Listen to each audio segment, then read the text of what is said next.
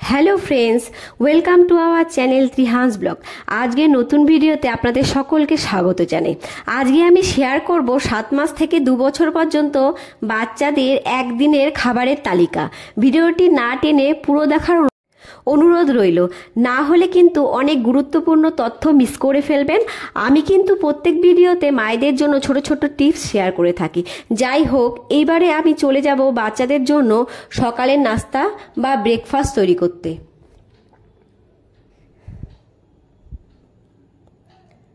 তো প্রথমেই আমি এখানে নিয়ে নিয়েছি আপেল আর মিষ্টি আলু। এগুলো কিন্তু আমি আগে থেকে ভালো করে ধুয়ে খোসা ছাড়িয়ে কেটে নিয়েছি। আর আমি কিন্তু এখানে অর্ধেক আপেল আর মিডিয়াম সাইজের একটা মিষ্টি আলুর অর্ধেকটা নিয়ে নিয়েছি। আপনারা কিন্তু বাচ্চার চাহিদা মতো নেবেন। তো এইবারে আমি একটা কুকার নিয়ে নিলাম। এইবারে কুকারের ভেতরে দিয়ে দেবো জল। তো আমি এখন জলটা দিয়ে নিলাম। জল দিয়ে আমি একটা স্টিলের বাটির মধ্যেই এই মিষ্টি আলু আর আপেলটা নিয়ে নিলাম। নিয়ে বাটিটা আমি কুকারের ভেতরে বসিয়ে দিলাম। বসিয়ে এইবারে কিন্তু আমি কুকারের ঢাকনাটা আটকে নেব। আটকে আমি গ্যাসে বসিয়ে 5টা থেকে 6টা সিটি দিয়ে নেব। আর এভাবে সেদ্ধ করলে কিন্তু আপেল আর মিষ্টি আলু খেতেও ভালো লাগে, আর এগুলোর কিন্তু পুষ্টিগুণও নষ্ট হয়ে যায় না। তো আমি এখানে সিটি দিয়ে নিচ্ছি। তো সিটিটা আমার এখানে কমপ্লিট হয়ে গেছে। এবারে কিন্তু আমি কুকারটা ঠান্ডা করে খুলে নিচ্ছি। তো কুকারটা খুলে নিলাম। এখানে আমার সেদ্ধ হয়ে গেছে। এবার বাটিটা বের করে নিচ্ছি। বের করে আমি এই আলু আর আপেলগুলো একটা প্লেটে ঢেলে নিচ্ছি। তো এখানে আমি একটা প্লেট নিয়ে নিলাম। প্লেটে আমি ঢেলে নিলাম। ঢেলে এইবারে কিন্তু আমি একটা আলু মেশারের সাহায্যে ভালো করে ম্যাশ করে নেব। আপনারা চাইলে কিন্তু কাঁটা চামচের সাহায্যেও ম্যাশ করতে পারেন। আর বাচ্চারা একদমই ছোট হলে আপনারা কিন্তু এখানে ছাঁকনির সাহায্যে ঘষে ম্যাশ করে নেবেন। তো এখানে ম্যাশ করা আমার হয়ে গেছে। এইবারে কিন্তু আমি ম্যাশ করা আলু আর আপেলগুলো একটা বাটিতে নিয়ে নেব। তো আমি এখানে বাটিতে ঢেলে নিচ্ছি। ঢেলে এবারে আমি এখানে অ্যাড করে নেব ফর্মুলা মিল্ক। তো ফর্মুলা মিল্কটা অ্যাড করে আমি ভালো করে মিশিয়ে নেব। আর মিশিয়ে নিলেই কিন্তু বাচ্চাদের জন্য হেলদি ব্রেকফাস্ট রেডি।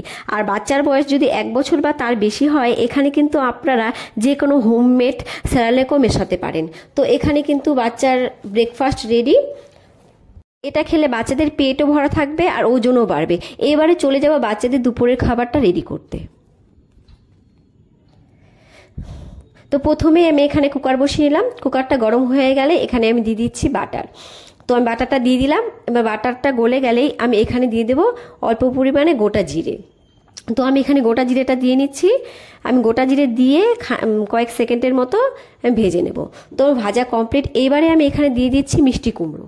আমি আগে থেকে কেটে কিন্তু কুমড়োগুলোকে ধুয়ে রেখেছি। এইবারে কুমড়োগুলোকে আমি খানিকক্ষণ ভেজে নেব। আপনারা কিন্তু আপনাদের পছন্দ মতো সবজি এখানে নিয়ে নিতে পারেন।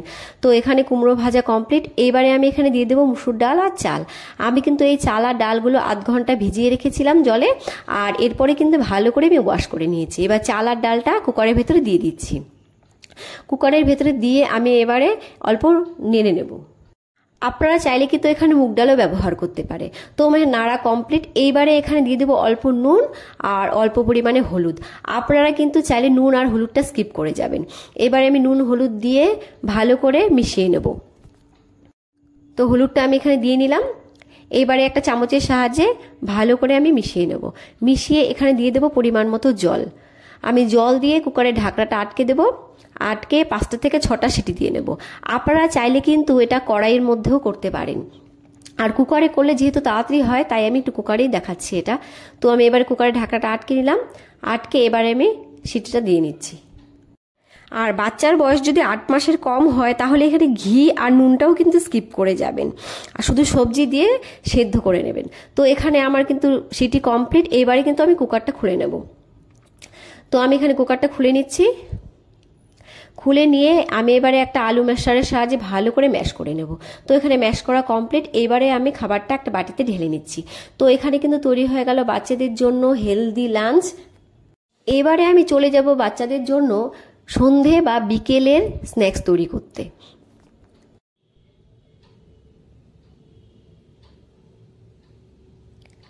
তো প্রথমে এখানে নিয়ে নিয়েছি একটা ছোট কলা, নিয়ে নিয়েছি একটা ডিমের কুসুম, আর নিয়ে নিয়েছি 2টো খেজুর। আর এই খেজুরগুলো কিন্তু আমি 2 ঘন্টা গরম জলে ভিজিয়ে রেখেছিলাম।